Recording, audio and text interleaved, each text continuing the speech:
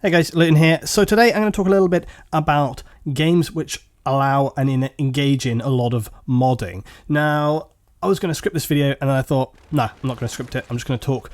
So I'm just going to talk. This is unscripted. It's going to be a bit rambly probably, but go with it. It's okay. So the main thing that got me thinking about this was, I guess, Armour, but also primarily City Skylines, both games which enable and actually are sustained by mod makers. Now, there was a little bit of a scandal a while back, not a scandal, but a public outcry when Steam decided that it was going to engage with this program where mods could basically be paid for. This was almost immediately scrapped after everybody, quote, lost their shit, and the whole thing just never happened. Now, because basically people were kind of coming around and saying, look, you know, mods should be made by people who have a lot of passion for a game and not because those people want to make money. I totally agree. There is a danger, certainly, that if you start enabling monetization of mods, that people are going to start making shitty mods or mods that don't work, or they'll make a mod and then once they've got their money they'll never come back to it, you know, so over time, and that's a big danger. So I actually don't disagree with that. I actually think that when you look at it from that perspective, that's a fine thing. On the other hand, I do genuinely think that when people make absolutely really quality mods and they support them, they deserve to get some kind of recognition for that, whether it's monetary or otherwise. But they should definitely get some sort of compensation, I guess, for their time and effort for the community. And I think sometimes just having a pat on the back is not quite good enough. I think the community should really, really step out and appreciate those people who often make games significantly better just by the creation of their mods. But this leads me to another thing which I have always been a little bit wary of when it comes to mods, right back to when I played WoW and we used to have a lot of mods in the game there. The thing is that when a developer allows and enables and encourages their game to be heavily modded, it takes a lot of pressure off the developer to actually put those things into the game. They don't have to spend time actually working on, you know, improving and adding elements to their game. They can just let the community do it, and then the community enjoy those mods, which keeps the game sustained, and it means that sales of that game will continue, and it keeps the life of the game longer. So it's like win-win for them, right? City Skylines is a good example of this, and City Skylines is a game which I love. I love that game, but it's definitely fallen victim to this. And this week's, or the last couple of weeks, when they released the Disaster DLC is a perfect example of this. So the Disaster DLC for City Skylines came out, and one of the major mods which exists for the game, the Network Extensions mod. The Network Extension mod is very, very widely subscribed on Steam. It enables basically a lot of different road types, okay? And not just different road types, but often, for example, instead of having just like a 2-lane standard road, you can get a 4-lane 4 lanes into that standard road. And then there's loads of other stuff with highways and different speeds, blah, blah, blah. So it creates a lot of functionality for the game. And I would definitely be right to say that at this point in time, a lot of people have become very reliant on that. The game's been out for ages. Now, the mod has been not updated, but as you see me post on my video this week, I was basically saying that the guy who was curating it is not the guy who originally made that mod, and what he's had to do is actually to basically post another version of the same mod and have people resub that one. The reason being is that the guy who made the original Network Extensions mod is no longer around. And this is where you come to the problem with mods supporting games for a long time. Now, when a game has basically got to the end of its life after maybe a year or two and the developer decides they want to move on to other things, that game is usually signed off at that point. So if anybody makes a mod at that stage, there theoretically shouldn't be any problem with it, because once the game continues on after that, there's not going to be any major updates, so there's nothing that's necessarily going to break that mod. There could only be perhaps compatibility issues with other mods down the line. But what I think is wrong is when a developer could very easily reach out to these mod makers and say, look, you've created something which we didn't put into the game, something which is a really core feature, something like loads of extra road types, something which people are so reliant on at this stage of City Skylines. You know, people want that in the game. Loads of people that I know were saying, I don't want to play this game until that Network Extensions mod gets fixed. Pretty much everybody I know that plays City Skylines told me that, actually.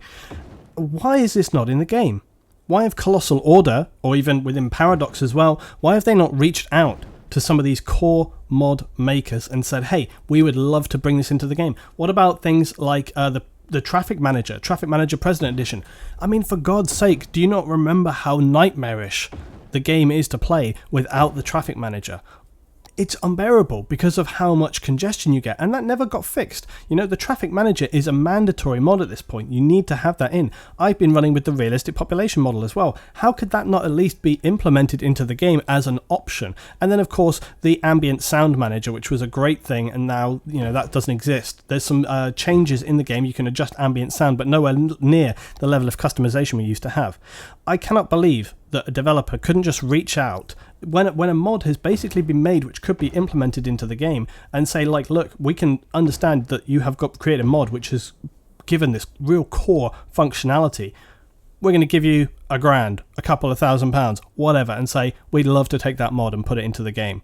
You know, why doesn't that happen? Because what happens is that, as I say, you know, when a game releases, people get reliant on a mod, and then later down the line, the company updates it. The guy who made that mod has maybe disappeared at this time, and then suddenly, bang, you know, you don't have that functionality anymore. And it's just very, very lucky indeed that the curator of the Network Extensions mod has taken the trouble to actually go and fix that mod so that people can use it now, because it really, really would have been a disaster. I mean, it wouldn't have been as painful as having your fingernail pulled out, but it would have been as painful as this week when I was at the supermarket and I caught my fingernail on a plastic edge of a bottle and I split my fingernail.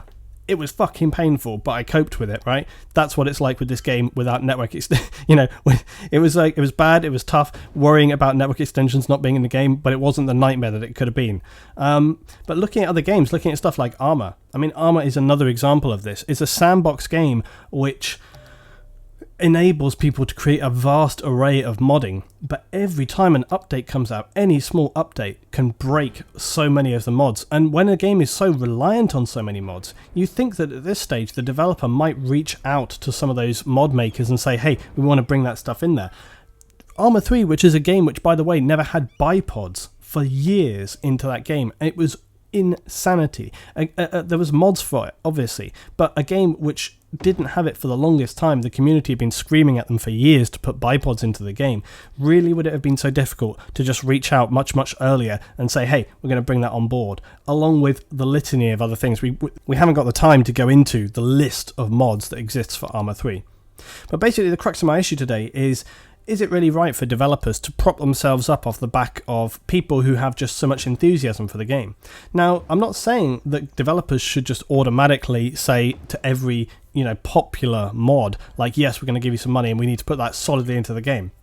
That's not what I'm saying, because, you know, aesthetic things, there's a lot of aesthetics in Skylines, lots of buildings, cars, all of these things are non-critical. What I mean by that is basically, if it wasn't there, you could cope. You could cope without having some of the school models, some of the electricity models, some of the cars, some of the buildings. You know, these are things which are non-essential. They're very nice, but they're non-essential.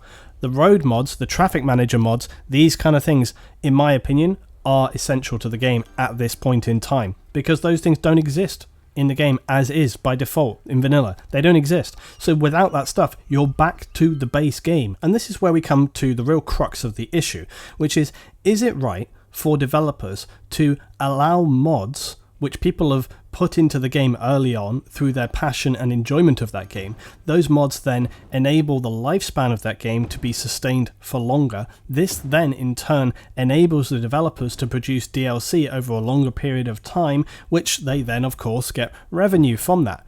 So those modders are not obviously getting any benefit, but the game company, the developers, are getting benefit because the lifespan of their game is being extended by modders. Now, if those mods didn't exist, would people get tired more quickly? Would they get burned out of that game more quickly because they would be like, you know, these things, they don't, you know, the traffic doesn't work so good, I'm pretty limited when it comes to my roads and things like this, you know, this game is fun, but it's time to move on? Would that be a thing? And this is where we come to it. You know, is it right for them to do that? I personally think the case is no. I think that if a mod is in a game and it is clearly become a core asset, that means that it's extending the lifespan of that game by giving people more options, more longevity, and generally improving that player experience. The developers, I believe, owe it to those modders to actually consider bringing that in and perhaps giving them some compensation for it, because essentially what they're doing is propping up that game and enabling the developer, as I say, to sell DLC over a longer period of time. Tell me your thoughts down in the comments below, guys. Welcome it as always. Skylines, look, don't get me wrong, I love this game, but I think when it comes to this specific issue, I would like to see a little bit more spoken about it. Thanks for watching. See you next time.